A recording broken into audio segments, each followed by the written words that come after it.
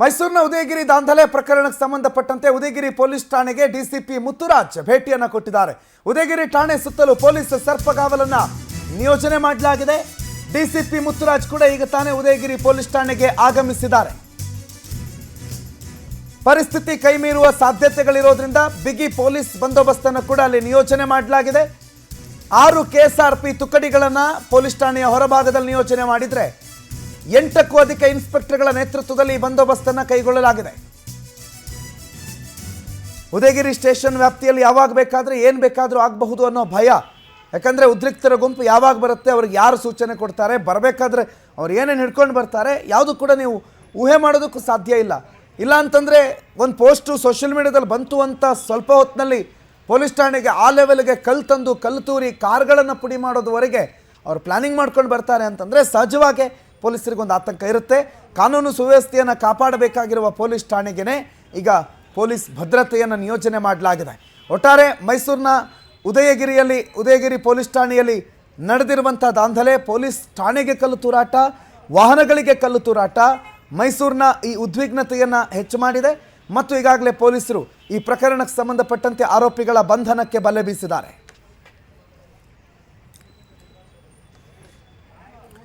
ಸುರೇಶ್ ಈ ಬಗ್ಗೆ ಹೆಚ್ಚಿನ ಮಾಹಿತಿಯನ್ನು ಕೊಡ್ತಾರೆ, ನೇರ ಸಂಪರ್ಕದಲ್ಲಿ ಜಾಯ್ನ್ ಆಗಿದ್ದಾರೆ. ಸುರೇಶ್, ಒಂದಿಷ್ಟು ದೃಶ್ಯಗಳನ್ನು ನೋಡಿದಾಗ ನಿಜಕ್ಕೂ ಆಘಾತ ಅಂತ ಅನಿಸುತ್ತೆ. ಹೋಗುವಂಥ ವಾಹನಗಳ ಮೇಲೆ ಕಲ್ಲು ತೂರಾಟ, ಅದು ಪೊಲೀಸರ ವಾಹನ. ಇಷ್ಟೆಲ್ಲ ದಾಂಧಲೆ ನಡೆಸುವಂಥ ಪ್ರಯತ್ನ ಅವರಿಗೆ ಪುಷ್ಟಿ ಕೊಟ್ಟಿದ್ಯಾರು, ಕರೆಸಿದ್ಯಾರು, ಇವ್ರನ್ನೆಲ್ಲ ಒಟ್ಟು ಮಾಡಿದ್ಯಾರು? ಪ್ರೀ ಪ್ಲಾನ್ಡು ಅಂತ ಅನಿಸುತ್ತಾ ಸುರೇಶ್?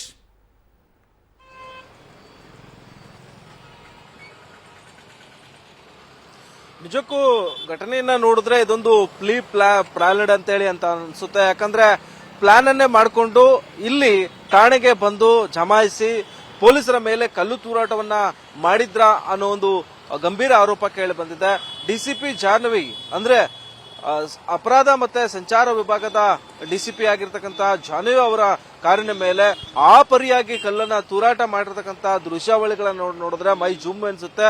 ಒಬ್ಬ ಪೊಲೀಸ್ ಅಧಿಕಾರಿ ಅಂತ ಇದ್ರೂ ಕೂಡ ಒಬ್ಬ ಡಿಸಿಪಿ ದರ್ಜೆಯ ಅಧಿಕಾರಿಯ ಕಾರಿನ ಮೇಲೆ ಈ ಮಟ್ಟಿಗಿನ ಕಲ್ಲು ತೂರಾಟವನ್ನ ನಡೆಸಿದ್ದಾರೆ ಅಂತ ಹೇಳಿದ್ರೆ ಆ ಸಂದರ್ಭದಲ್ಲಿ ಕಾಮನ್ ಪೊಲೀಸ್ ಅಧಿಕಾರಿಗಳು, ಇನ್ಸ್ಪೆಕ್ಟರ್ಗಳಾಗಿರ್ಬೋದು, ಜೊತೆಗೆ ಪೊಲೀಸ್ ಪೇದೆಗಳ ಮೇಲೆ ಯಾವ ರೀತಿಯಾದಂತಹ ಈ ಹಲ್ಲೆಯನ್ನ ಮಾಡಿರಬೇಕಾಗಿರಬಹುದು ಅಂತೇಳಿ ನಾವು ಗಮನಿಸಬಹುದು.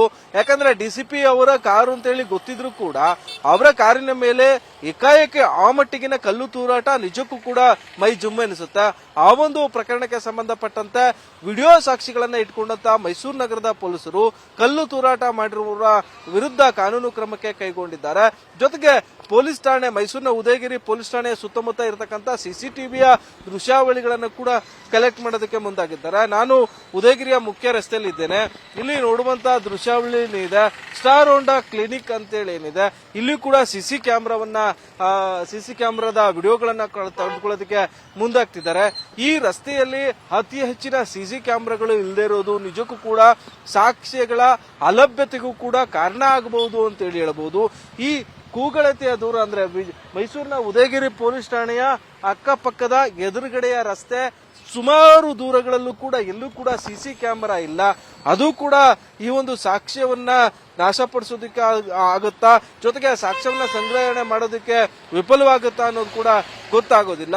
ನಿನ್ನೆ ಮೈಸೂರಿನ ಉದಯಗಿರಿ ಪೊಲೀಸ್ ಠಾಣೆಗೆ ಆರೋಪಿ ಏನು ಪೋಸ್ಟರ್ ಹಾಕಿದ್ದಂತ ಆರೋಪಿಯನ್ನ ಕರೆದುಕೊಂಡು ಬಂದಂತ ಪೊಲೀಸರು ಆ ಸಂದರ್ಭದಲ್ಲಿ ಆತನನ್ನ ಸೆಕ್ಯೂರ್ ಮಾಡಿ ಆತನ ಮೇಲೆ ಕಾನೂನು ಕ್ರಮವನ್ನ ಕೈಗೊಳ್ಳಬೇಕಾಗಿತ್ತು.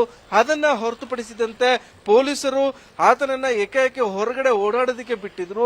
ಪೊಲೀಸರು ಕಠಿಣ ಕಾನೂನು ಕ್ರಮವನ್ನ ಕೈಗೊಂಡಿಲ್ಲ. ಈ ಕಾರಣಕ್ಕಾಗಿಯೇ ಪೊಲೀಸರ ಮೇಲೆ ಹಲ್ಲೆಯನ್ನ ಮಾಡಿದ್ರ ಅನ್ನೋ ಒಂದು ಗಂಭೀರ ಆರೋಪ ಕೂಡ ಇದೆ. ಹೀಗಾಗಿ ಮೈಸೂರು ನಗರದ ಪೊಲೀಸ್ ಡಿಸಿಪಿ ಆದಂತಹ ಮುತ್ತುರಾಜ್ ಇರ್ಬೋದು, ಡಿಸಿಪಿ ಜಾಹ್ನವಿ ಇರ್ಬೋದು, ಇಬ್ಬರು ಕೂಡ ಮೈಸೂರಿನ ಉದಯಗಿರಿ ಪೊಲೀಸ್ ಠಾಣೆಗೆ ಬಂದು ಇಲ್ಲಿ ಸ್ಥಳ ಪರಿಶೀಲನೆಯನ್ನ ಕೂಡ ಮಾಡ್ತಿದ್ದಾರೆ. ಜೊತೆಗೆ ಏನು ಎಡಿಜಿಪಿ ಅವರು ಕೂಡ, ನಗರ ಪೊಲೀಸ್ ಆಯುಕ್ತರು ಕೂಡ ಸ್ಥಳಕ್ಕೆ ಕೆಲವೇ ಹೊತ್ತಿನಲ್ಲಿ ಬರುವಂತಹ ಸಾಧ್ಯತೆ ಇದೆ. ಆ ನಿಟ್ಟಿನಲ್ಲಿ ಮೈಸೂರಿನ ಉದಯಗಿರಿ ಪೊಲೀಸ್ ಠಾಣೆಯ ಸುತ್ತ ಇರ್ತಕ್ಕಂಥ ಸಿಸಿಟಿವಿ ಕ್ಯಾಮೆರಾ ಫುಟೇಜ್ಗಳನ್ನು ಕೂಡ ಅಲ್ಲಿ ವಶಕ್ಕೆ ಪಡೆದುಕೊಳ್ಳುವ ಮೂಲಕ ಈ ವ್ಯಾಪ್ತಿಯ ಉದಯಗಿರಿಯ ಮುಖ್ಯ ರಸ್ತೆಯಲ್ಲಿ ಬಿಗಿ ಪೊಲೀಸ್ ಬಂದೋಬಸ್ತನ್ನ ಕೂಡ ಆಯೋಜನೆ ಮಾಡಲಾಗಿರ್ತಕ್ಕಂಥದ್ದು. ಆ ಮೂಲಕ ಮೈಸೂರಿನ ಉದಯಗಿರಿ ಪೊಲೀಸ್ ಠಾಣೆಗೆ ಭದ್ರತೆಯನ್ನ ಕೊಡಬೇಕಾದಂತ ಅನಿವಾರ್ಯ ಪರಿಸ್ಥಿತಿ ಈಗ ಎದುರಾಗಿರ್ತಕ್ಕಂಥದ್ದು. ಯಾಕಂದ್ರೆ ರಾತ್ರಿ ಆದಂತಹ ಘಟನೆ ಈ ಒಂದು ಮಟ್ಟಿಗಿನ ಸೆಕ್ಯೂರಿಟಿಯನ್ನ ಹೆಚ್ಚಿಸೋದಕ್ಕೆ ಕಾರಣ ಆಗಿಬಿಡುತ್ತಾ ಅನ್ನೋ ಒಂದು ಪ್ರಶ್ನೆ ಕೂಡ ಕಾಡ್ತಾ ಇದೆ. ಹೀಗಾಗಿ ರಾತ್ರಿ ನಡೆದಂತ ಘಟನೆಗೆ ಸಂಬಂಧಪಟ್ಟಂತೆ ಪೊಲೀಸರು ಪೊಲೀಸ್ ಠಾಣೆಗೆ ಬಿಗಿ ಭದ್ರತೆಯನ್ನು ಕೊಟ್ಟಿದ್ದಾರೆ. ಜೊತೆಗೆ ಗಾಯಾಳು ಪೊಲೀಸರು ಮೈಸೂರಿನ ಖಾಸಗಿ ಆಸ್ಪತ್ರೆಗೆ ಚಿಕಿತ್ಸೆಗಾಗಿ ದಾಖಲಾಗಿದ್ದಾರೆ. ಜೊತೆಗೆ ಪೊಲೀಸರ ವಾಹನದ ಮೇಲೂ ಕೂಡ ಕಲ್ಲು ತೂರಾಟ ನಡೆದಿದೆ. ಪೊಲೀಸರ ಮೇಲೆ ವೈಷಮ್ಯವನ್ನ ಇಟ್ಕೊಂಡು ಈ ರೀತಿಯಾದಂತಹ ಸುಮಾರು 2,000ಕ್ಕೂ ಅಧಿಕ ಮಂದಿ ಏಕಾಏಕಿ ಠಾಣೆ ಮುಂದೆ ಜಮಾವಣೆ ಆಗೋದಕ್ಕೆ ಪ್ರೀ ಪ್ಲಾನ್ ಅನ್ನ ಮಾಡಿಕೊಂಡು ಠಾಣೆಗೆ ಬಂದಿದ್ರ. ಜೊತೆಗೆ ಅವರ ಬಳಿ ಒಂದಷ್ಟು ಕಲ್ಲು ಮತ್ತೆ ಇತರ ಆಯುಧಗಳನ್ನ ಪಡೆದುಕೊಳ್ಳುವ ಮೂಲಕ ತೆಗೆದುಕೊಂಡು ಬಂದು ಅಲ್ಲಿ ಠಾಣೆಗೆ ಜಮಾಯಿಸಿ ಪೊಲೀಸ್ ಅಧಿಕಾರಿಗಳ ಮೇಲೆ ಹಲ್ಲೆಯನ್ನ ಮಾಡೋದಕ್ಕೆ ಈ ಒಂದು ಪ್ಲಾನ್ ಅನ್ನ ಮಾಡಿಕೊಂಡಿದ್ರ. ಈ ಎಲ್ಲಾ ವಿಚಾರದಲ್ಲೂ ಕೂಡ ಮೈಸೂರು ನಗರದ ಪೊಲೀಸರು ಮತ್ತೊಂದು ಪ್ರಕರಣವನ್ನ ದಾಖಲು ಮಾಡಿಕೊಳ್ಳಬೇಕಾಗಿದೆ. ಆ ಮೂಲಕ ನಿನ್ನೆ ಗಲಭೆಗೆ ಕಾರಣ ಯಾರು, ಯಾರ ಕರೆಯಿಂದ ಈ ರೀತಿಯಾದಂತಹ ಉದ್ರಿಕ್ತವಾದಂತಹ ಗುಂಪು ಸೇರ್ಕೊಳ್ಳೋದಕ್ಕೆ ಸಾಧ್ಯ ಆಯಿತು, ಈ ಎಲ್ಲಾ ವಿಚಾರಗಳನ್ನು ಕೂಡ ಮುಂದಿಟ್ಕೊಂಡು ಮೈಸೂರು ನಗರದ ಪೊಲೀಸರು ಕಾನೂನು ಕ್ರಮಕ್ಕೆ ಮುಂದಾಗಿದ್ದಾರೆ. ಈಗ ಸದ್ಯ ಭದ್ರತೆ ಯಾವ ರೀತಿ ನಿಯೋಜನೆ ಮಾಡಿದ್ದಾರೆ, ಏನೇನು ವಿಶೇಷ ಭದ್ರತೆ ಅಂದ್ರೆ ರೆಗ್ಯುಲರ್ ಆಗಿ ಉದಯಗಿರಿ ಪೊಲೀಸ್ ಠಾಣೆ ಹೇಗಿರುತ್ತೆ, ಇವತ್ತು ಈ ವಿಶೇಷ ಘಟನೆಯಿಂದ ಇವತ್ತು ಹೇಗಿದೆ ಸ್ಟೇಷನ್ ಸುತ್ತಮುತ್ತ ಅಂತ? ಮೈಸೂರಿನ ಉದಯಗಿರಿ ಪೊಲೀಸ್ ಠಾಣೆಗೆ ಆಗಮಿಸಿದ್ದಾರೆ. ಆ ಒಂದು ದೃಶ್ಯಾವಳಿಗಳನ್ನು ಕೂಡ ನೋಡಬಹುದು. ಮೈಸೂರು ನಗರದ ಪೊಲೀಸ್ ಆಯುಕ್ತರಾಗಿದ್ದಂತಹ ಸೀಮಾ ಲಾಟ್ಕರ್ ಅವರು ಈಗಷ್ಟೇ ಮೈಸೂರಿನ ಉದಯಗಿರಿ ಪೊಲೀಸ್ ಠಾಣೆಗೆ ಆಗಮಿಸಿದ್ದಾರೆ. ಜೊತೆಗೆ ರಾತ್ರಿ ಆದಂತಹ ಘಟನೆಗೆ ಸಂಬಂಧಪಟ್ಟಂತೆ ವಿವರಣೆಯನ್ನ ಪಡೆದುಕೊಳ್ಳೋದಕ್ಕೆ, ಘಟನೆಗೆ ಸಂಬಂಧಪಟ್ಟಂತೆ ಹೆಚ್ಚಿನ ಮಾಹಿತಿಯನ್ನ ಪಡೆದುಕೊಳ್ಳೋದಕ್ಕೆ ಈಗಷ್ಟೇ ಮೈಸೂರಿನ ಉದಯಗಿರಿ ಪೊಲೀಸ್ ಠಾಣೆಗೆ ಬಂದಿರತಕ್ಕಂಥದ್ದು ಸೀಮಾ ಲಾಟ್ಕರ್ ಅವರು. ಆ ಒಂದು ದೃಶ್ಯಾವಳಿಗಳನ್ನು ಕೂಡ ನೀವೀಗ ನೋಡಬಹುದು. ಅವರ ಪ್ರತಿಕ್ರಿಯೆಯನ್ನು ಕೂಡ ತೆಗೆದುಕೊಳ್ಳುವ ನಿಟ್ಟಿನಲ್ಲಿ ನಾವು ಕೂಡ ಒಂದು ಪ್ರಯತ್ನ ಪಟ್ಟಿದ್ದೀವಿ. ಜೊತೆಗೆ ಯಾಕೆ ಈ ರೀತಿಯಾದಂತಹ ಘಟನೆ ನಡೆದಿದೆ, ಘಟನೆಗೆ ಸಂಬಂಧಪಟ್ಟಂತೆ ಏನೆಲ್ಲ ಅನಾಹುತಗಳು ಈ ಒಂದು ಘಟನೆಗೆ ಸಾಕ್ಷಿಯಾಗಿದ್ದವು, ಜೊತೆಗೆ ಹೆಚ್ಚಿನ ಪೊಲೀಸ್ ಅಧಿಕಾರಿಗಳನ್ನು ಕೂಡ ಮೈಸೂರಿನ ಈ ಉದಯಗಿರಿ ಪೊಲೀಸ್ ಠಾಣೆಗೆ ಬಂದಿದ್ದಾರೆ. ಅವುಗಳನ್ನ ಕೂಡ ನೋಡಬಹುದು. ದೃಶ್ಯಗಳನ್ನು ಗಮನಿಸ್ತಾ ಇದ್ರೆ ಬಹಳಷ್ಟು ಜನ ಪೊಲೀಸ್ ಅಧಿಕಾರಿಗಳ ಆಗಮನ ಆಗ್ತಾ ಇದೆ. ಪ್ರಕರಣಕ್ಕೆ ಸಂಬಂಧಪಟ್ಟಂತೆ ಮಾಹಿತಿಯನ್ನ ಪಡೆದುಕೊಳ್ಳೋದಕ್ಕೆ ಈಗ ತಾನೇ ಉನ್ನತ ಅಧಿಕಾರಿಗಳು ಕೂಡ ಆಗಮಿಸುತ್ತಿದ್ದಾರೆ. ಸೀಮಾ ಲಾಟ್ಕರ್ ಅವರು ಆಗಮಿಸಿದ್ರು, ಅವರ ಬೆನ್ನಲ್ಲೇ ಮತ್ತಾರೋ ಹಿರಿಯ ಅಧಿಕಾರಿಗಳು ಆಗಮಿಸಿದಂಗಿದೆ. ಒಟ್ಟಾರೆಯಾಗಿ ಪ್ರಕರಣವನ್ನ ಪೊಲೀಸ್ ಇಲಾಖೆ ಗಂಭೀರವಾಗಿ ಪರಿಗಣಿಸುವ ಅವಶ್ಯಕತೆ ಇದೆ. ಅದನ್ನು ಈಗಾಗಲೇ ಪೊಲೀಸ್ ಇಲಾಖೆ ಮನಗಂಡಿದೆ ಮತ್ತು ಒಂದಿಷ್ಟು ಮಾಹಿತಿ ಮಾಧ್ಯಮಕ್ಕೆ ಕೊಡ್ತಾರೆ ಅನ್ನುವಂಥ ನಿರೀಕ್ಷೆ ಇದೆ. ಏನು ಕೊಡ್ತಾರೆ ನೋಡೋಣ. ಐ ಥಿಂಕ್ ಈಗ ಇನ್ನೇನು ಕೆಲವೇ ಕ್ಷಣಗಳಲ್ಲಿ ಈ ಬಗ್ಗೆ ಮೊದಲ ಮಾಹಿತಿಯನ್ನು ಪೊಲೀಸ್ ಇಲಾಖೆ ವತಿಯಿಂದ ಕೊಡಲಾಗುತ್ತೆ. ಒಟ್ಟಾರೆಯಾಗಿ ಪೊಲೀಸ್ ಸ್ಟೇಷನ್ನ ಹೊರಭಾಗದಲ್ಲಿ ಬಿಗಿ ಪೊಲೀಸ್ ಬಂದೋಬಸ್ತಿದೆ. ಹಿರಿಯ ಅಧಿಕಾರಿಗಳ ಆಗಮಿಸಿ ಅವಲೋಕನೆಯನ್ನು ನಡೆಸ್ತಿದ್ದಾರೆ.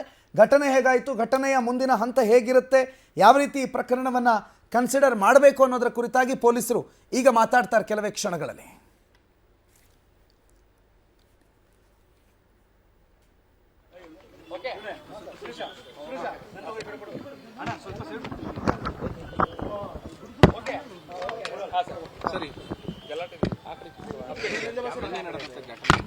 ನಿನ್ನೆ ಒಂದು ಸಾಮಾಜಿಕ ಜಾಲತಾಣಗಳಲ್ಲಿ ಯಾರೋ ಒಬ್ಬರು ಅವಹೇಳನಕಾರಿ ಪೋಸ್ಟ್ ಹಾಕಿದ್ದಾರೆ ಅಂತ ಹೇಳಿ ಒಂದು ಗುಂಪು ಪ್ರಚೋದನೆಗೊಂಡು ಅವರು ಪೊಲೀಸರು ಸೋಮಠ ಕೇಸ್ ಮಾಡಿ ಅವನಿಗೆ ಅರೆಸ್ಟ್ ಮಾಡಿದ್ರು ಕೂಡ ಅವರು ಬೇಗ ಬೇಲ್ ಸಿಕ್ಬಿಡುತ್ತೆ, ಅವನಿಗೇನು ಆಗೋದಿಲ್ಲ, ನಮಗೆ ಕೊಡಿ ಅಂತೇಳಿ ಅವರು ಡಿಮ್ಯಾಂಡ್ ಮಾಡಿದ್ರು. ಅದಕ್ಕೋಸ್ಕರ ಪೊಲೀಸರು ಬಲ ಪ್ರಯೋಗ ಮಾಡಿ ಅವರಿಗೆ ಚದುರಿಸಿದ್ದಾರೆ. ಈಗ ಅದರಲ್ಲಿ ಕೆಲವರು ಕಲ್ತೂರಾಟ ಮಾಡಿ ಕೆಲವು ವಾಹನಗಳಿಗೆ ಜಖಮಾಗಿದೆ, ಕೆಲವು ಜನಕ್ಕೂ ಕೂಡ ಏಟಾಗಿದೆ. ಯಾರು ಇನ್ಪೇಷೆಂಟ್ ಆಗಿ ಯಾರೂ ಇಲ್ಲ. ಈಗ ಪ್ರಕರಣದ ಬಗ್ಗೆ ನಾವು ಸ್ವಯಂ ಪ್ರೇರಿತವಾಗಿ ಪ್ರಕರಣ ದಾಖಲು ಮಾಡಿಕೊಂಡು ಆ ವಿಡಿಯೋ ಫುಟೇಜು ಎಲ್ಲ ನೋಡಿ ಈಗ ಅದನ್ನು ಯಾರ್ಯಾರಿದ್ದಾರೆ ಅವ್ರಿಗೆ ಐಡೆಂಟಿಫೈ ಮಾಡಿ ಅವ್ರ ಮೇಲೆ ಮುಂದಿನ ಕಾನೂನು ಕ್ರಮ ತಗೊಳ್ಳೋ ಪ್ರಕ್ರಿಯೆ ಜಾರಿಯಲ್ಲಿದೆ. ಅದಕ್ಕೆ ಈಗ ಪ್ರಕರಣ ಗಂಭೀರವಾಗಿ ಪೊಲೀಸ್ ಇಲಾಖೆ ಪರಿಗಣಿಸಿದೆ. ಇದ್ರ ಬಗ್ಗೆ ಏನಿದೆ ಅದನ್ನು ವಿಡಿಯೋ ಫುಟೇಜ್ಗಳು ಇದ್ದಾವೆ, ಎಲ್ಲ ಮೊಬೈಲ್ ಫುಟೇಜ್ ಇದ್ದಾವೆ, ಕೆಲವು CCTV ಫುಟೇಜಸ್ ಇದೆ, ವಿಡಿಯೋ ಫುಟೇಜಸ್ ಇದೆ. ನೋಡಿ ಯಾರ್ಯಾರು ಇದ್ದಾರೆ, ಅದ್ರ ಬಗ್ಗೆ ಏನೇನು ಅದರ ಪಿತೂರಿ ಇದೆ, ಅದ್ರ ಬಗ್ಗೆ ಎಲ್ಲ ಪೂರ್ವವಾಗಿ ಕೂಲಂಕುಷವಾಗಿ ತನಿಖೆ ಮಾಡಿ ಯಾರಿದ್ದಾರೆ ಅವ್ರಿಗೆಲ್ಲರಿಗೂ ಕೂಡ ಕಾನೂನು ಕ್ರಮ ಜರುಗಿಸೋದು.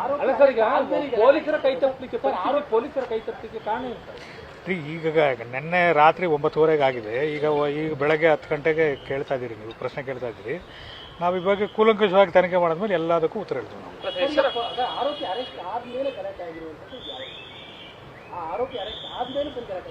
ಅದೇ ರೀ ಕೆಲವು ಏನಾಗಿದೆ ಈಗ 3 ವರ್ಷ ಪನಿಷ್ಮೆಂಟು ಈ ಥರದ್ದೆಲ್ಲ ಕಾನೂನಲ್ಲಿ ಇದೆ ಇದ್ದಾಗ ಕೆಲವರು ನ್ಯಾಯಾಲಯಗಳು ಬೇಗ ಬೇಗ ಬೇಲ್ ಕೊಡ್ತಾರೆ ಅಂತೇಳಿ ಅವ್ರಿಗೆ ತಪ್ಪು ತಿಳುವಳಿಕೆ ನೀಡಿದ್ದಾರೆ.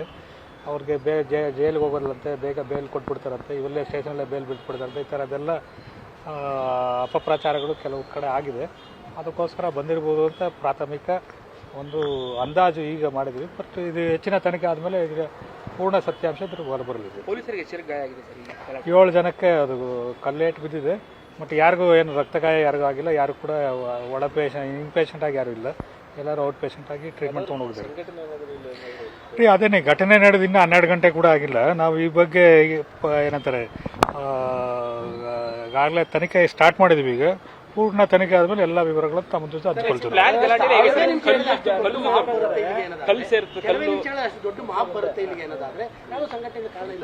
ನೋಡಪ್ಪ, ನೀವು ಏನು ಪ್ರಶ್ನೆ ಹೇಳಿದ್ರು ಕೂಡ ನಮ್ಮದು ಉತ್ತರ ಇಷ್ಟೇ. ಘಟನೆ ನಡೆದು ಈಗ ತನಿಖೆ ಸ್ಟಾರ್ಟ್ ಆಗಿದೆ. 12 ಗಂಟೆ ಇನ್ನು ಮುಗಿದು ಕೂಡ ಇಲ್ಲ. ಈಗ ಪೂರ್ಣ ತನಿಖೆ ಆದಮೇಲೆ ನೀವೆಲ್ಲ ಸಂಶಯಗಳಿಗೂ ನಾವು ಉತ್ತರ ಹೇಳ್ತೀವಿ.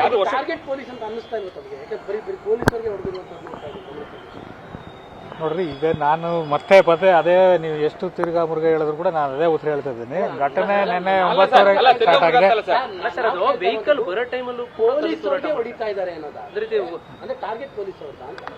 ನೀವು ಏನೇ ಪ್ರಶ್ನೆ ಹೇಳಿದ್ರು ನಾನು ಈಗ ಅದೇ ಹೇಳಿದೆ. ಘಟನೆ ನಡೆದು ನಾವೀಗ ತನಿಖೆ ಸ್ಟಾರ್ಟ್ ಮಾಡಿದ್ವಿ. ನಾವು ಎಲ್ಲ CCTV ಫುಟೇಜು, ಮೊಬೈಲ್ ಫುಟೇಜ್ಗಳು, ಪ್ರತ್ಯಕ್ಷಗಳ ಹೇಳಿಕೆಗಳೆಲ್ಲ ತಗೊಂಡು ಇದ್ರ ಬಗ್ಗೆ ಪೂರ್ಣ ತನಿಖೆ ಮಾಡಿದ್ಮೇಲೆ ನಿಮ್ಮೆಲ್ಲ ಪ್ರಶ್ನೆಗಳಿಗೂ ಉತ್ತರ ಬಾಳ್ತು. ಟೀಮ್ ಸ್ಥಳೀಯವಾಗಿ ಕಮಿಷನರ್ ರಚನೆ ಮಾಡ್ತಾರೆ. ಸದ್ಯಕ್ಕೆ ಯಾರು ವರ್ಷ ತಗೊಂಡಿಲ್ಲ ಸರ್ ಇಲ್ಲಿವರೆಗೂ. ಅದೇ ಐಡೆಂಟಿಫೈ ಮಾಡೋದು ಪ್ರಕ್ರಿಯೆ ನಡೀತದೆ. ನಿನ್ನೆ ಬೆಳಗ್ಗೆ 3 ಗಂಟೆವರೆಗೂ ಎಲ್ಲ ಬಂದೋಬಸ್ತಲ್ಲಿದ್ದರು. ಈಗ ಮುಂದಿನ ಪ್ರಕ್ರಿಯೆಗಳು ಈಗ ಸ್ಟಾರ್ಟ್ ಆಗ್ತಾ ಇದ್ದಾವೆ. ಸ್ಟಾರ್ಟ್ ಮಾಡ್ತಾರೆ. ಪರಿಸ್ಥಿತಿ ನಿಯಂತ್ರಣದಲ್ಲಿದೆ. ಮತ್ತು ಇದು ಬೇರೆ ಈಗ ಜನರು ಈ ಥರ ನಡಿಬಾರ್ದಾಯ್ತಂತ ಅಭಿಪ್ರಾಯ ವ್ಯಕ್ತಪಡಿಸ್ತಾ ಇರೋದು ನಮ್ಮ ಗಮನಕ್ಕೆ ಬಂದಿದೆ. ಪೊಲೀಸ್ ಇಲಾಖೆ ಇದನ್ನು ಗಂಭೀರವಾಗಿ ಪರಿಗಣಿಸಿದೆ. ಇದ್ರ ಬಗ್ಗೆ ಕೂಲಂಕಷ ತನಿಖೆ ಮಾಡಿ ಯಾರ್ಯಾರಿದ್ದಾರೆ ಎಲ್ಲರೂ ಕೂಡ ಕಾನೂನು ಕ್ರಮ ಜರುಗಿಸ್ತೀವಿ ಅಂತ. ಭಯದ ವಾತಾವರಣ ಇದ್ದೇವೆ ಸರ್. ಈಗ ಭಯ ಅಂತ ನಾನು ಹೇಳೋದಕ್ಕೆ ತಯಾರಿಲ್ಲ. ಬಟ್ ಏನಂತ ಹೇಳ್ತಾರೆ, ಇದು ಘಟನೆ ಪೊಲೀಸ್ ಸ್ಟೇಷನ್ ಮುಂದೆ ಜನ ಬಂದಿರೋದು ಪೊಲೀಸ್ ಇಲಾಖೆ ಗಂಭೀರವಾಗಿ ಪರಿಗಣಿಸಿದೆ. ಸ್ಟೇಷನ್ಗೆ ಒಬ್ಬ ಆರೋಪಿನ ಕರ್ಕೊಂಡು ಬರ್ತಾರೆ FIR ಆಗುವಂಥ ಟೈಮಲ್ಲಿ.